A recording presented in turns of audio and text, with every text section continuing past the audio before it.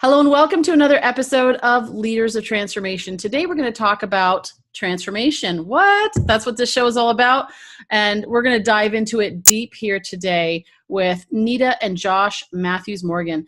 And Nita and Josh actually are a unique mother-son team, and which is really cool. So I'm excited to have them here and sharing from their perspective. But they actually talk about going very deep in terms of what does it take to truly create transformation within yourself and within teams by learning your brain, understanding how your brain works. So it's more than affirmations. It's more than habits that you need to change. It's really on a subconscious level where the shift needs to happen. So we're going to talk about it. We're going to have some fun here today. And again, I'm excited to have Nita and Josh. Welcome to Leaders of Transformation. Oh, it's awesome to be here, Nicole. Yeah, so great to be here. Thanks for inviting us. Yeah. My pleasure. And it's not often that I get the mother-son duo action. That's awesome. A lot of times, I've had husbands and wives, but not necessarily mothers and sons. Coming from a family that did a lot of family businesses together. I know the dynamics of that. Maybe we'll talk about that a little bit later in terms of how that works and sometimes how it goes a little sideways. My dad used to own garage businesses, and my mom worked there because he convinced her to help with the paperwork, and it was only supposed to be for a little while. And then it was, honey, you're doing it so well. I can't do without you. Exactly. And then my brother loved mechanics as well, so he got into it. And when I came of age, I said, thank you very much. I think 3 Jansens in one business is enough. and it proved to be. But probably if we would have learned some of the things that you've learned about how to interact and work together, we might have had some different outcomes. But yeah, I avoided that like the plague. My parents and I actually did have a business later on and worked beautifully together. But I think 4 would have been a crowd, as they say. So let me give our listeners a little bit more background on you. As I said, they're a unique mother-son team who use brain science and other research-based tools to help develop the mental habits for success. They're authors of the book Deliver: How to Perform Your Best When It Counts the Most. And together they've created Excelerate Training Program. This leading edge training program uses tools from psychology and neuroscience to help entrepreneurs and other high performers achieve greater levels of productivity, success, and joy, which is awesome when we can have success and be happy about it too. Sure. Prior to founding Learn Your Brain, Dr. Nita Matthews-Morgan taught educational psychology classes at the University of Georgia for over 15 years, and she also has served as a director of UGA's Torrance Center for Creative Studies and Talent Development. She was a protege of Dr. Paul Torrance, who is considered to be the father of modern creativity. So really excited to have you here and to have you share from your perspective. And so let's dive right in and talk about transformation. Everybody wants to see, not everybody, a lot of people want to see things improved in their life and create that positive transformation. But there's some barriers, and a lot of people don't actually achieve those. So we're going to dive into that. But let's start off with, what are some of the barriers to creating transformation in your life, in your business, within your teams? Yeah, that's a great question. And I think... And it's loaded. I'm sorry. We started off. It's pretty good. I mean, that's where you have to start, because as we all know, transformation isn't always easy. In fact, most of the times it's just not easy. We believe that you can make it easier if you have the right understanding and the right tools. But the way most people are doing it is very difficult. And that's because, so there are really 2 different brain systems that are at play. The brain is a very complex organism. So when we like to simplify things so people can understand it, but if a brain scientist were listening to some of this, they might be like, oh, there's more than 2 brain systems, right? There are, but for the sake of behavior and understanding why people sabotage themselves and why change is hard, we like to say there's 2, which you might have heard, the conscious mind and the subconscious mind, or some people call them the rational brain and the emotional brain. And we have a kind of a visual or an analogy that explains those two systems that we like to call the elephant and the rider. Do you want to kind of give that? Yeah. Well, really, these are 2 entirely different systems, Nicole. And most of the time we deal with a rational brain and we think we can change by just talk. But actually, if you think of the rational brain as this little tiny rider on top of this 4-ton elephant, which is your subconscious mind, which one is the most powerful? Yeah, elephant, well, certainly. Right? Yes, the elephant. So what the elephant wants, the elephant gets. So when you think of change, we all set those goals out. Like for me, it's like, I'm not going to have beer and chips at night. Well, I eat, drink TV, watch TV. Yeah. The wrong sense. I think she said beer and chips. I've already had beer and chips. But so my rational brain can say, that's my little rider. But my elephant goes, oh, I've had a hard day. I need something. I need something. So pretty soon I'm heading to the refrigerator to get my beer. So the issue is, how do we change when we're dealing with the elephant? Because the elephant doesn't understand language, which is what most people say, oh, we're going to do some talk stuff and make our changes that way. No, the elephant doesn't understand language. It is totally in the now, and it's more emotion-based. So how do we deal with our emotions so that we can get our behavior into action? So it's how do we get our elephant into action? So we like that analogy because most people, when you think of going to a coach or a therapist even, a lot of it is just talking. Yes. And talking is for the rider. Brain, it's that rational brain, but that's not where the change happens. So that's very interesting. That is very interesting because that's why people say, for example, affirmations, incantations, they didn't work for me. Well, they didn't work because they were saying the words, repeating them over and over and over again. But if the emotion's not attached to it, right, then so they're talking to the conscious mind, not the subconscious mind. Very interesting. Yes. And there also is some research done on affirmations too, where they found that sometimes they work and sometimes they don't work in terms of changing feelings, right? And what they found is that if the belief in the emotional brain, if this belief in the lower system, the elephant, is too strong and very strongly opposed to what you're trying to affirm. So let's say I want to become a billionaire, and you're making, $3,000 a month or whatever. If you say, I'm a billionaire, it's kind of like that elephant part rises up and smacks it in the face.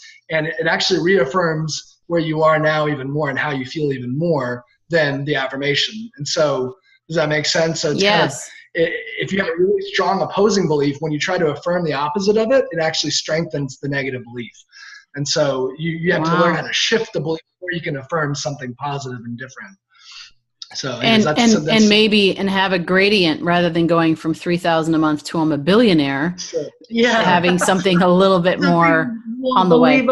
Yes. Exactly. More believable, yeah. Yes. So interesting. The trick is that we have to deal with emotions, and most people don't want to do that. Or when we do go to some kind of training, it's a lot of stuff that goes into the rational mind. And there's not much to deal with all these reasons why we don't implement things, why we procrastinate, why we sabotage ourselves, why we think, oh, I'll learn this, but then I'll never apply it. So the reasons are these, what we call limiting beliefs. And they're just stories that we've learned from others or from maybe some experiences that we've had that then we made these stories up.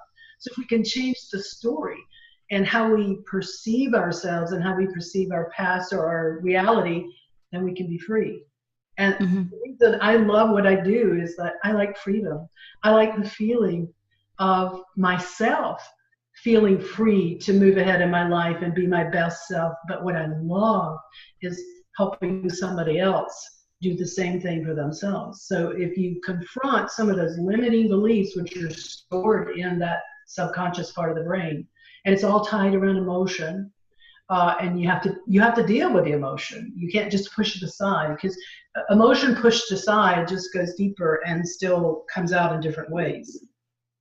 Yes, and when you talk about the limiting beliefs, again, it's how you address those limiting beliefs at a deep level that makes the difference. So how do we do that? How do we, from a subconscious level, shift beliefs that are limiting us? So we believe it's a 3-part process, and the most difficult part is identifying the belief itself. In this process, once you know the steps, the other steps are actually easier. But the reason we like the word subconscious is that it is below that conscious level of awareness often, right? You don't often know how you feel or why you feel it. And so that is really the first step is Nita mentioned before that the elephant doesn't really have language. Well, the subconscious mind doesn't really think in terms of words. It thinks in terms of experiences and emotion, like she said. So what we're trying to do in the very first step is to put words to a feeling or belief. So, to give you an example, I'm just trying to think of stories from there's myriad stories from our lives of us shifting things. Yeah. But, I'll give an example of, I had major sleep problems, within the last 5 years even, that caused me to really go deeper into this work and understand why can I not fall asleep? This should be easy for me. And it was easy for me before. Well, I had a belief, and it really particularly came upon me when we were bringing on new coaching clients. Every time someone would sign up to work with us, I would freak out on the inside. I'd be like, mine are like, oh my God. And I couldn't sleep because predictably that night I wouldn't be able to fall asleep.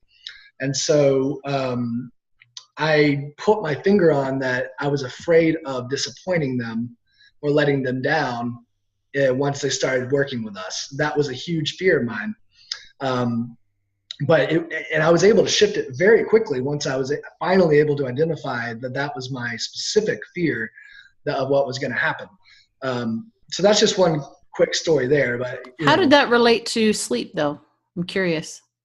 Okay, this is a good story about the emotional brain. Yeah. So the way let me put it this way: the solutions that the emotional brain comes up with for problems often don't make rational sense. If we were to sit and analyze them, they wouldn't make rational sense. And I'll give you an example. In this case, my emotional brain was saying, dude, you have to stay awake to think through every possible way that you could let them down and come up with a plan for it. Because it was trying to prevent some kind of future pain of dealing with that client. So I would think about, do we have this in order in our business? Do we have, I would think about the content, the material of our training, for example, and try to make it better. Or I would try to think of like things I needed to do to fulfill our commitment to them to make sure that didn't fall through the cracks. So that in that moment, that was more important for my emotional brain than sleep was, right? Even though I knew consciously, if I don't sleep, I'm going to be terrible at helping these people, And, there were times when I was exhausted the next day and had to keep working, So it's what we call a pro-symptom position from psychological research. That's a term that Bruce Ecker coined. When you sabotage yourself, anytime you sabotage yourself, there's an important reason for you to sabotage yourself that's underneath it. It's underlying it. Does that make sense? You're usually feeding something, right? That's why you're doing it. You're trying to avoid some kind of pain, right? By sabotaging yourself.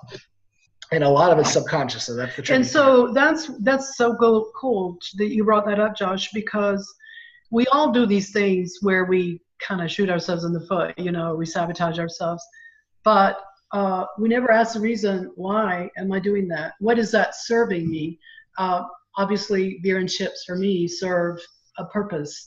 It was not okay in my family to drink and smoke or do drugs, thank God, but still eating was fine. And so eating has been an issue for me my entire life because it's been a way of me handling my emotions. So handling your emotions through food was, okay, let's just all eat ice cream and that'll solve it. Sign me up. No, sorry. So, yeah, there you go. There's my solution, ice cream. So the issue is to find out, what am I getting out of this? Why do I need this? Because just think of every weight loss plan or every plan for exercise, people never stay on it. because there's an underlying reason for not getting what you want. I don't want to have this figure, or I perceive it's going to be too hard or something.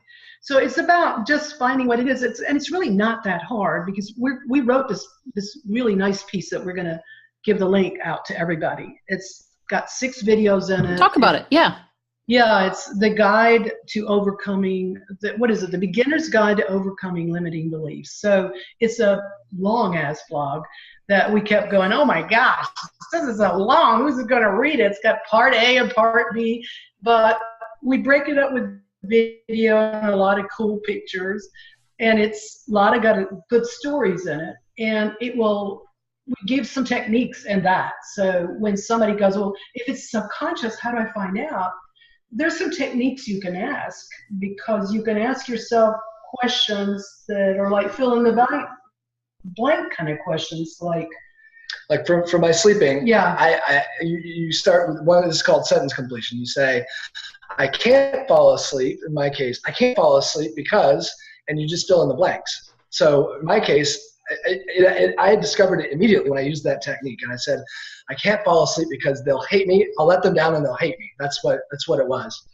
And that was it. I mean, I immediately knew, because it felt so true to me, that that's what I was freaking out about. But it might be like if someone has call reluctance, for example, and they're a salesperson, I can't pick up the phone and call them because they'll chew me out, or they might get angry at me, or because I might screw up and mess up the deal. That some people would rather not make a mistake. They're afraid of making that mistake on the call, so it's safer not to. So that's one technique, is sentence completion. That is probably the simplest one that we teach people, but it's very effective. Mm-hmm. Yes, go ahead, Nita. No, go ahead.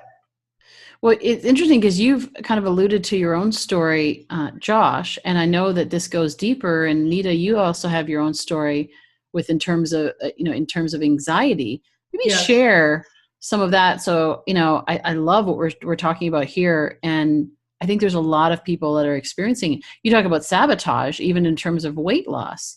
Mm-hmm. I think of it also as, well, I like my food. Like, so there's a lot of people who it's comfort food. I remember seeing Tony Robbins do this intervention with this woman, and it's like that she was eating that, food because it was comfort to her. So now if she goes on a diet and she takes away that comfort, at some point, she, that's where I think people, or like you said with the beer and chips, at some point you feel like, I feel like I'm worthy. Like I need to reward myself. Yeah. Right. For sure. I've had to learn different ways to nurture myself.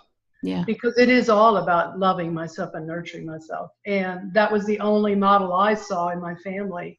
But there's a direct correlation, just speaking about overeating or over drinking, between me listening to myself and giving myself creative outlets. Like if I paint or if I write, because I like to write poetry and stuff, then I get to the evening and I feel full. It's a very different feeling because I've given myself and something else. But if I get to the evening and I don't feel like I've been successful, because I'm a recovering perfectionist, I don't know if there are any other people out there that are like that, moving towards good enoughness, then there's a very tie-in to why I need the food. So I can't take away the food until I give myself what I really want. Ooh, so that's why I like my chocolate chip cookies, I think. I love the taste, but they're not that good when it comes down to it. The reason when I noticed for myself, when I crave sweets, and it's in particular, as I said, chocolate or chocolate chip cookies, it's because I feel like I need it for something. It's giving me something. And what you said there is, if I could get that, the days that I get it from somewhere else, then I don't need it. Right. Well, very interesting. It's kind of like, how are you not being sweet to yourself? Yes. When you're sweet to yourself and you love yourself and you give yourself, there's this, Mary Oliver has this beautiful poem, like, let the soft animal of your body want what it wants.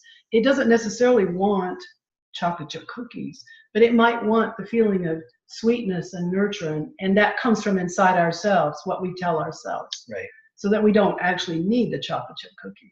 Yeah, and Charles Duhigg, tie into that, talks about when you're changing habits and you're trying to change like a negative habit, like it might be eating the cookies. He says the thing you want to identify, like we've been talking about, what is it you're looking for really out of that habit? Why do you do it in the first place? And it's usually not about the thing itself. Right. And then what can you replace it with that gives you the same type of feeling, just like you said. So whether it's doing something during the day or at nighttime, having the self-awareness to say, hey, I'm tired and I'm frazzled. Maybe it would be better if I meditated, or maybe it would be better if I went for a walk instead of reaching for the beer and the chips or the cookie or whatever it is. That way you're still satisfying that need, which is a need. Yeah. And sometimes I just have beer and chips. Yeah. And I enjoy the hell out of it. Yeah. Yeah, but I like my chocolate chip, but then I don't go for the crappy stuff. Like I go for, if I'm going to do it, really it's got to be good. Yeah. High quality chocolate chip cookies. Yeah, we're not out of the box. Right. Yeah. I did want to talk about anxiety a minute, because yes, you mentioned that, because we've talked prior, but the listeners may not have known that I felt very confident as a college professor. And as soon as in my early 60s, I decided to start this business, my anxiety just raged. And it was so bad that I ended up in the hospital with a condition that I knew I was creating, because I've had some awareness, but I couldn't stop myself. So I ended up having a procedure, and then something happened from that.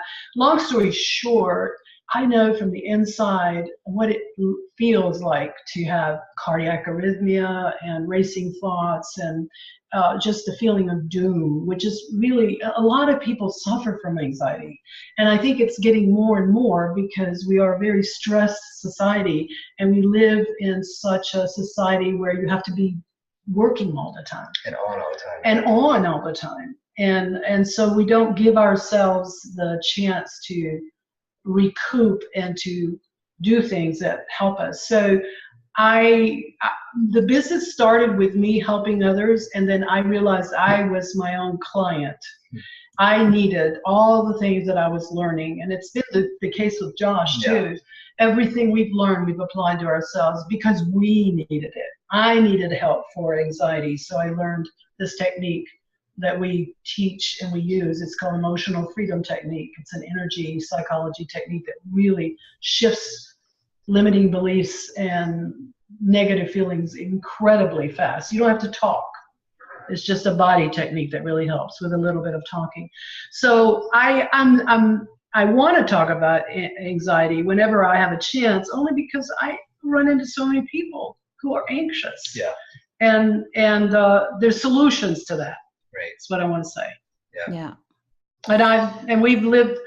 Josh really hasn't suffered with anxiety. Luckily, he didn't have the upbringing I had, and so you had a pretty good mom, right? Yeah, she's pretty awesome. I do say so myself. Yeah, I'm flinging my hair back. Pat on the shoulder. Yeah. But in any case, it's all good, because I've used what I've gone through to learn from it and to improve myself. So when we share things, it's stuff that we really lived. And what's interesting about, it's not always, I notice, it's not always the difficult childhood that, highly dysfunctional, although like who has ever had what does a functional childhood look like in terms of perfect childhood? There is no such thing. Yeah. I heard, it was one of my friends was doing a training session. He said, just get used to the fact that you all screw up your kids. Just give them tools to be able to deal with it. Even as good as a parent as you think you are, because of that mind of ours that is irrational, like you talk about, it's not rational. Mm-hmm. It makes up stuff. And even like, I remember I was doing a coaching session with someone. It was the first session with this person, and I was asking her about what was going on, and then I could start to hear sense a pattern that was going on, hear and sense a pattern that was going on. And so I asked her about her childhood, and she had a good childhood, loving parents, whatever, and all that. But she was the very, very much younger than all her siblings. And so when they would speak and talk, they were talking about adult things. And she would be sitting there And she felt like, I don't know what they're talking about, and they're not including me in the conversation, and therefore I'm insignificant and unimportant. Right. And that played out in her whole life, where she was 55-ish years old and struggling in relationships, in a career, and all of it came back to this lie that she got from her childhood that said, I'm unimportant, I'm insignificant, who cares what I have to say. Totally. And so it's we all have those experiences or those things, or going outside our comfort zone and feeling uncomfortable with what's going on, and then feeling anxiety, going, oh my gosh, can I handle this? I don't know, right? So far beyond what we're used to. So I think it's something that I don't think it ever gets, I don't know, maybe you tell me, but if you've ever met somebody that's got it all figured out, but when somebody tells me I got it all figured out, I know they're delusional. Yeah. And that's a whole other conversation. I'm a work in progress. We're all works in progress. We're all works in progress. But there is hope in the sense that, there is hope. It's work. It's like the layers of an onion. You're constantly, exactly. But, and if you sort of shift those feelings, and that's what we would call like a core belief, meaning, a core belief that really comes from cognitive behavioral therapy, but we like that concept because it affects how you see everything. It affects your whole worldview and how you interact with people in your relationships and everything, your career. But the hopeful thing about that is it's actually not that difficult if you know what you're doing to change that core belief. And it doesn't take a lot. It doesn't take years of therapy and hours and hours and hours of processing. If you know how to get, sort of rewire that elephant, if you know how to get in there and shift the belief to something that's a much more life affirming and positive thing, that's the exciting thing about the time we're in right now, is that there's all sorts of methodologies. And it's not just, the one that's our preferred one, emotional freedom technique. There's tons of different ways that are more brain-based, that don't just involve talking, that gets down to the core of people's struggles and can help them shift it in a very quick period of time. So that's the hopeful news on it. But everyone has areas of growth. Yeah. Well, you're either growing or dying, right? It's one or the other. So we're always in that stage of growing, hopefully. For sure. So we've talked about, you mentioned asking yourself a question, finishing a sentence, right? What are some of and of course the emotional freedom technique is something that you do physically with someone there present. What are some things, if our listeners are listening and they're saying, I probably have some limiting beliefs, some of this is resonating, maybe it's anxiety, maybe it's something not working, I'm sabotaging myself in some area, and like I want to know, like, what can I do right now to identify what that is? Certainly they can hire you, contact you, and go that route. But even just like right now, today, what could they do that could start them on that process? I think there's the limiting beliefs that kind of are up by the surface, which you can see. And then there's the ones that, you probably need somebody else to really identify those deeper ones. I'd like to share a resource. It's one of the books that have really helped me, is Shirzad Shamin's book, Positive Intelligence. Okay. He's a Harvard psychologist, and he has come up with this wonderful Saboteur Assessment, where you take this assessment. It takes about 5 minutes. It's online. It's free. So it's positiveintelligence.com. And you get a printout, and you find out what are your saboteurs. We all have them. The big one is the judge. And that was developed as a little kid. So we judged ourselves first so that we wouldn't get in trouble. So I got to do this really well. Like I was the family caretaker. I got to take care of my family really well so that I'm safe. So anytime I wasn't doing that, I would judge myself. So that was a way of keeping myself safe. So the judge is the first one. And then we have these other unique saboteurs. Like one of mine is the pleaser. If I please you and take care of you really well, then I'll be okay, right? And then there's something like the hyper-rational person, who's anytime things get a little messy emotionally, they go to their head and They get very intellectual, and that's another way of keeping safe.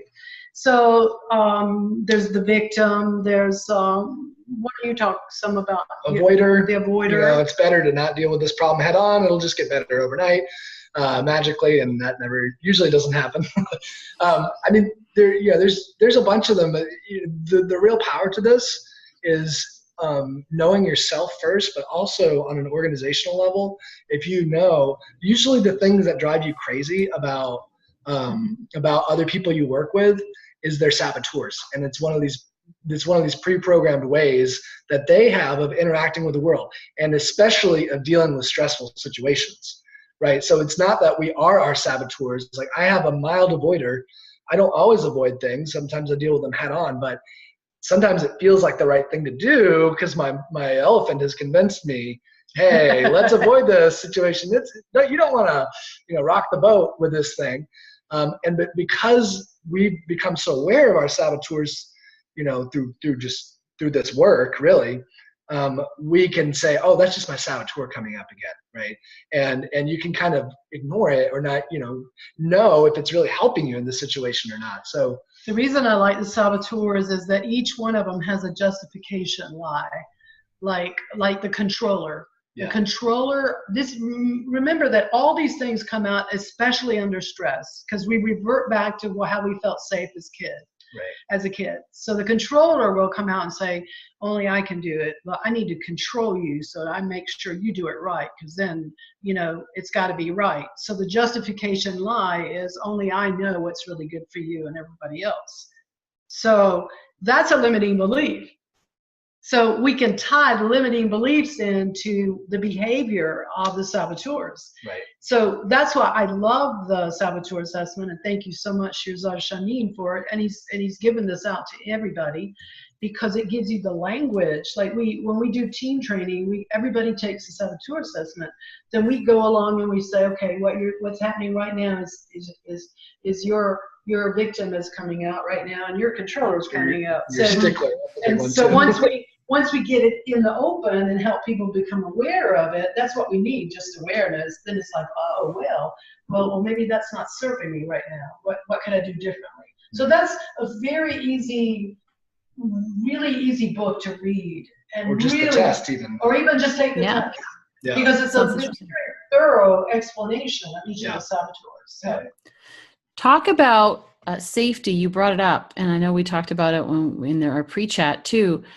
The importance of safety and how these saboteurs, fit into that. That's really interesting. Believe it or not, everything we do is to feel safe.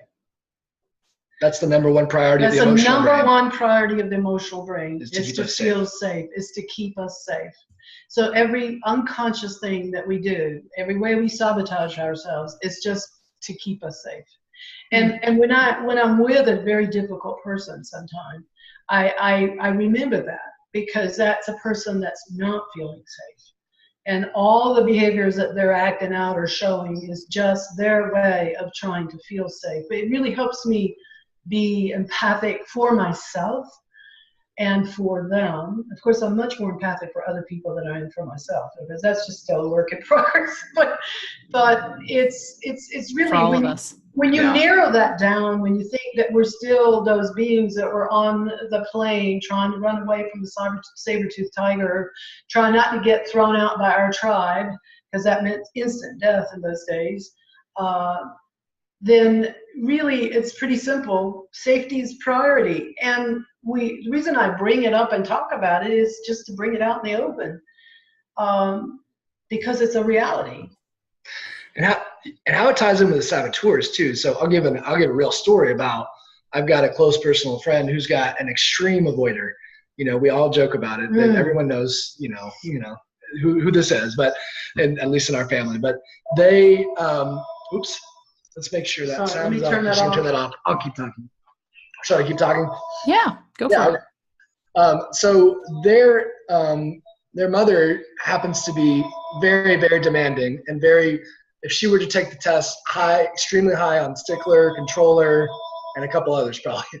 And so he learned as a kid that the best way to keep her from getting angry at him was to appease her, was to not bring anything that to her attention that might cause her distress, was to soothe her feelings and make it all about her feelings, and to make her laugh when she was getting, so that pleaser and that avoider really developed to keep him safe, because she would have these outrages and these blow-ups and just would be irrationally angry at him. And so now he's no longer a kid. He's an adult now. He's got full abilities and faculties to stand up to her, but his avoider and his pleaser are just as active as they were when they were a kid, because that's how he learned. That's like that core belief that he had formed from living through that. Now he takes that out into the world with him. Into every situation. And so, and he's a very functional person. You have to understand. Sure. But there's a lot of pain that goes on when there's a lot of loss of your essence and loss of your ability to really shine and to be free when you're bound by these early things, these early stories that we told ourselves, and you don't know the way out. So you just keep repeating the same behavior over and over again. That's a lot of loss for me. Yeah. And there's a lot of times people have talked about it in terms of survival, but it's different, the word survival and safety. It's addressing and talking about this, the issue, that's the same issue. But when you talk about safe, and it as a coach or as somebody who's supporting others, recognizing, I love what you said there, Nita, or recognizing that they need to feel safe and they don't feel safe right now. Right. If you talk about survival to me kind of sounds more intellectual. Oh, they need to survive. But safety is an emotion. It's a feeling, that emotional safety that they need to feel. And I know that I felt that. And whenever I've had saboteurs show up, it's because I'm not feeling safe in that moment. Yeah. And it's very interesting. So asking yourself, like, where do you not feel safe? Like, why do you not, where does that come from? Totally. And when you're coaching people through change, or situations when you're asking them to transform and you're getting resistance from them, usually it's because they don't feel safe, like you said. And you have to, it helps to bring the elephant out into the room, literally, and say, what, is this because sometimes it's good to put your detective hat on and to create that conversation with that person one-on-one. Are you resisting this because you're uncomfortable with this change of direction? And get them to articulate, if they're open enough to doing it, what's in their elephant, really, what's causing them to freak out and to resist the change. And often they're not even aware of it themselves because it's subconscious, right? I'll give you an example. When my father was a very dominant person in my family, so it was all about pleasing him and keeping myself safe around him. So I grew up, every male boss that I had to please. And I was not so conscious of it then, but it was like I went out of my way to do extra things. And then all of a sudden one day I went like, wait a minute, this is a pattern that I keep doing over and over again. So that was something that I carried from my childhood. And was always interested in psychology and studying about it. So I became aware of it and started realizing, wait, I don't have to do that anymore. But it really kind of plagued me, because I would worry about, have I done something wrong? And do I need to do this to show how really good worker I am? So yeah, so it's something that I think happens for all of us in some way or form. Yes, and what you talked about there, father, like they call them daddy issues, like I think we all have some issue that relates to our relationship with one or more of our parents, I think, and what we learned. And they could be great people.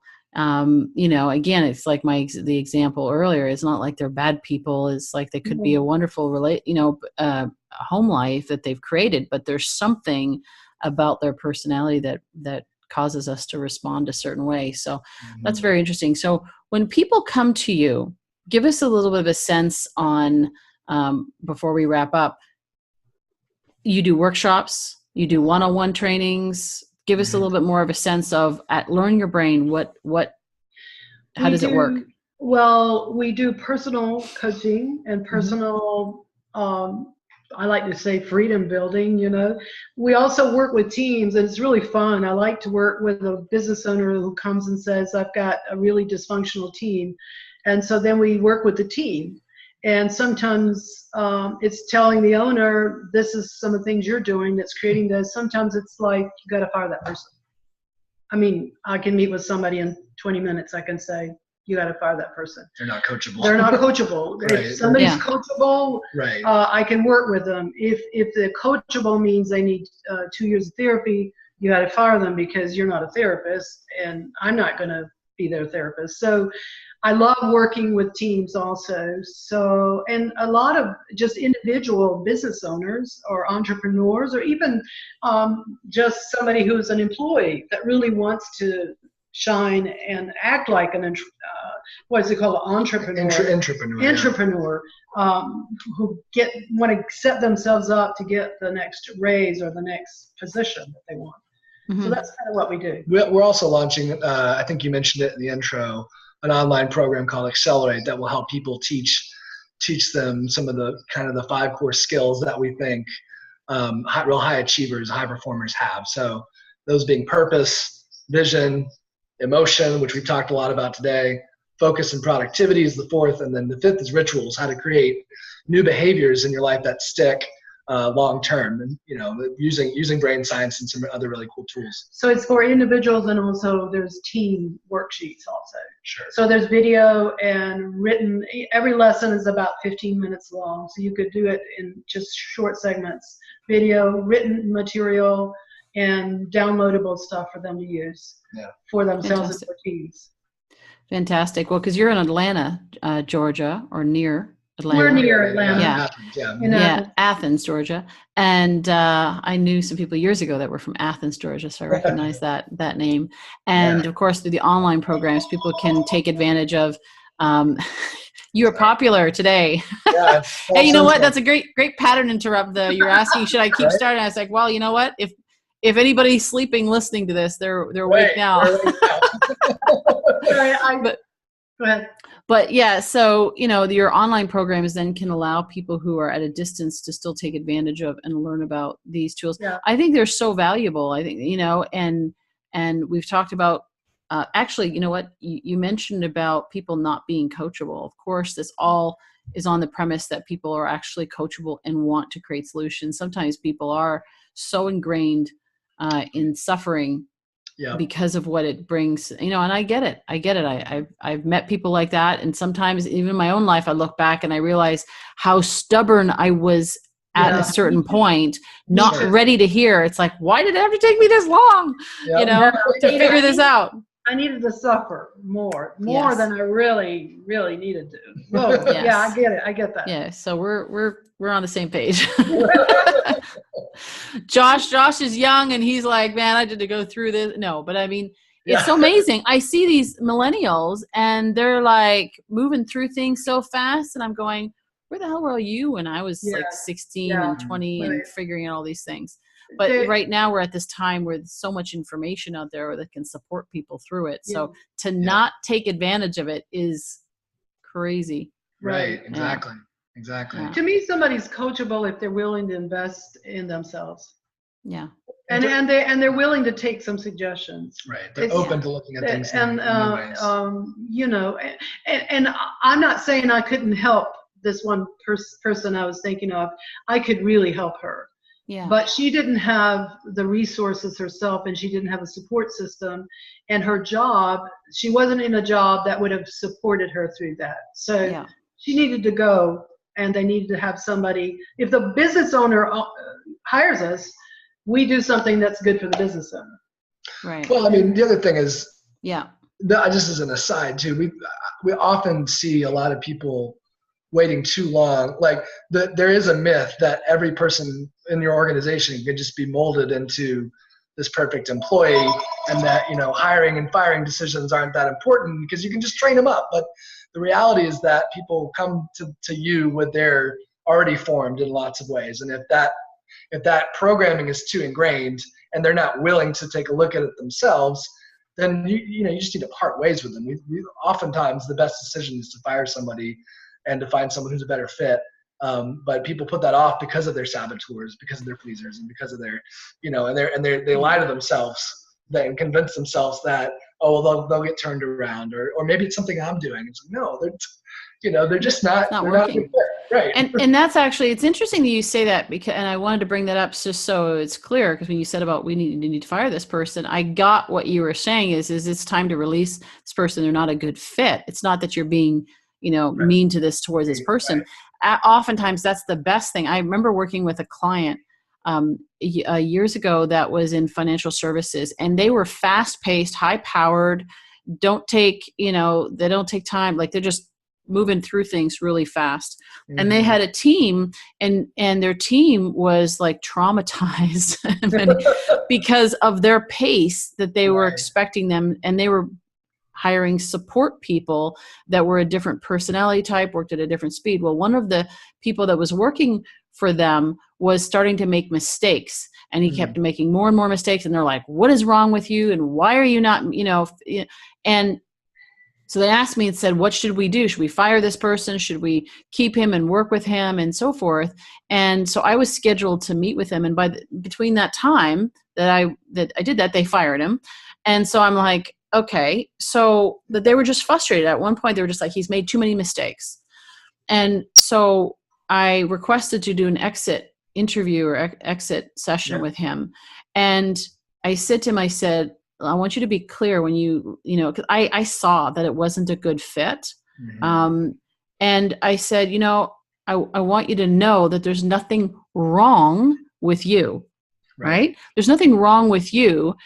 It's not a good fit, because if the environment that you would thrive in is like this, right? Based on personality, and looking at it and saying, okay, that's where you would thrive. If you could find something like this, I think you would do well, because it's not that you want to make mistakes. You were doing it out of pressure, and the more pressure they placed on you, yeah, exactly. And so he ended up, it made so much of a difference for him, not feeling like I'm screwed up, I don't know what to do. And so he ended up going and getting another position and doing very, very well. They're thriving and was super happy. And so sometimes making that disconnect, and certainly there are people that leave that it's just dysfunctional, where they're like you said, not coachable. They've got so many things going on, and maybe they need to suffer, like you and I, we talk about, having done, sometimes they need to suffer a little bit more to get to that point where they're actually ready to hear and ready to actually create that self-awareness that they need. But, I get it. Sometimes it's just letting people go. But you mentioned something, Josh, about not being willing to fire people. Oh my gosh, that's a whole other subject, about even just the saboteurs that cause people to not even want to fire somebody, so they keep them on, and then the morale goes down and the confidence goes down, and you got a wrong fit, wrong place, wrong time, all these things happening, and it doesn't work. And so it's best just to be truthful, say here's what it is, and then move on from there, is what I'm hearing what you were saying, Nita. Yeah. And going back to this person, I did spend some time with her and gave her some really good information. And made some suggestions for her, because our belief is that everybody's always doing the best they can based upon what they have in their head. Yes. So looking at her, she had some things in her head that really held her back. And there was not time and space within this job for her to get the help she needed. So I suggested some help for her, some that was free, or some things that she could read, because I don't want to sound cold, because I'm the opposite of that. The belief is, there were times in my life that I was so stuck that somebody could have said, well, Nita, why don't you do this? And I would go, no, so I get it, that sometimes we just don't have the vision to be able to move from where we are.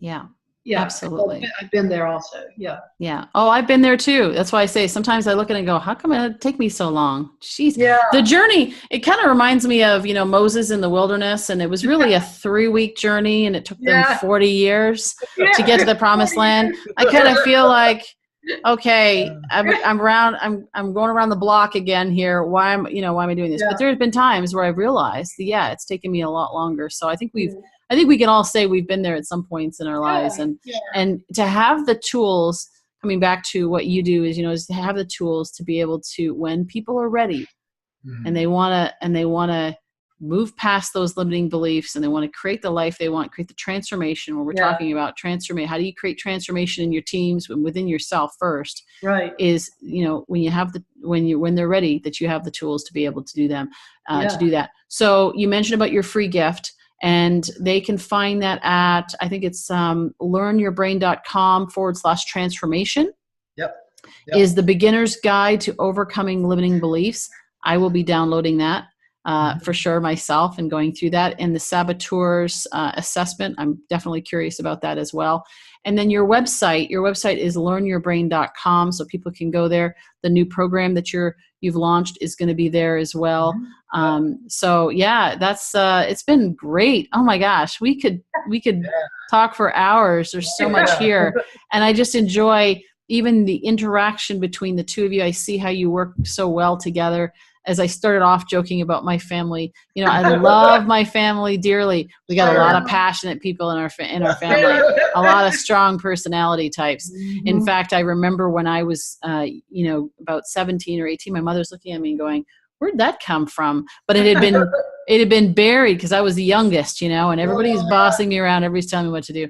But it came out when I got older and started to talk, and I haven't stopped since. But so. Stop, Nicole. Yeah, thank you. Well, every once in a while, it's good to shut up and listen. But but it's been such a pleasure. Thank you so very much for sharing today. Any final thoughts for our listeners before we close it out? The journey is worth it, and it's really the journey. It's not the getting there, because as soon as we get somewhere and we meet a goal, what's the next thing? So the thing for me, and I'm kind of old, so I've been around the block some, is I've learned to start appreciating the journey and not so much focus when am I going to get there? When am I going to get to this next thing that I want? Because meanwhile, I'm missing out on what's happening right now in this present moment. Awesome. And the other thing is meditation. I really, really believe in meditation. That's my go-to thing that I do every day. That's the ritual I do every day.